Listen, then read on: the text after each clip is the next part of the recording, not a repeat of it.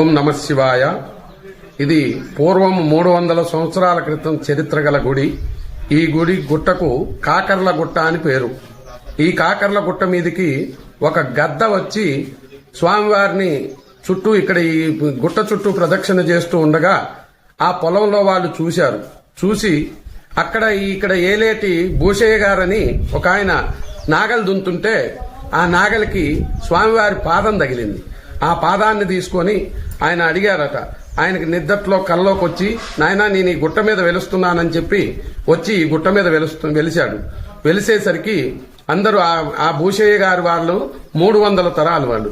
భూషయ్య, తర్వాత శంభయ్య, తర్వాత కోటిరెడ్డి, ఈ 3 తరాల్లో. ఆ తర్వాత శివరాత్రిలో మొదటి రోజు తెల్లవారుజామున 2 గంటల నుంచి అభిషేకాలు స్టార్ట్ అవుతాయి. ఆ తర్వాత రాత్రి 10:30కు కళ్యాణ మహోత్సవం ఉంటుంది, పార్వతీ కళ్యాణం. ఆ తర్వాత తెల్లవారి ఉదయం 6 గంటలకు అభిషేకాలు, సాయంత్రం జక్కేపల్లి ఊరేగింపు ఉంటుంది.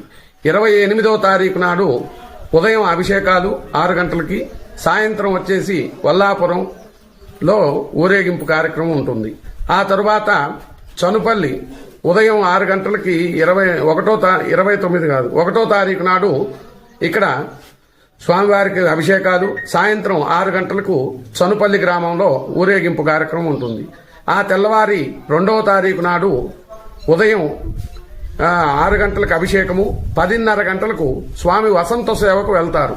అంటే వసంత సేవ అంటే ఈ కోనేట్లో స్నానం చేయించి స్వామివారి విగ్రహాలని ఇచ్చేసి ఈ 3 రోజుల పంచాంగిక దీక్షగా ఈ సాగుతున్న ఈ జాతరకు అదే ఆ వసంత సేవతో ముగింపు జరుగుతుంది. అది ఇంకా ఇక్కడ కార్తీక మాసంలో రోజు జనాలు బాగా వస్తారు. సోమవారం ప్రతి సోమవారము కార్తీక మాసమే కాదు, ప్రతి సోమవారం కూడా ఇక్కడ అన్నదాన కార్యక్రమం ఉంటుంది. ఈ అన్నదాన కార్యక్రమం ఆ తర్వాత ఇక్కడ గరుడాపుర పిరమిడ్ అని కట్టారు, దాంట్లో ధ్యానం ఉంటుంది ప్రతి సోమవారం నాడు. నిత్యము స్వామివారికి అభిషేకము, మహానైవేద్యం జరుగుతుంది. ఆ తర్వాత ఇక్కడ గొల్లబామ వెలిసింది. ఆ గొల్లబామ ఎట్లా వెలిసిందంటే, ఈయన ఇక్ష్వాకుల కులంలో ఉన్న గొల్లతనతను, ఆ పైన ఉన్న ఋషి, ఆయన కూతురు ఆమె పాలు తెచ్చి పోసేదట వెనకట. అప్పట్లో అభిషేకాలు లేవు, ఏమీ లేవు, గుడి కట్టలేదు. గుడి కట్టక ముందు ఆవిడ అభిషేకం అట్నే వచ్చి పాలు పోస్తుంటే పాలు పోసి స్వామివారికి అభిషేకం చేసుకొని అట్నే ఉండేది. ఆమె చివరకు అక్కడ శిలగా మారి వెలసింది. ఇది ఈ దేవాలయ చరిత్ర.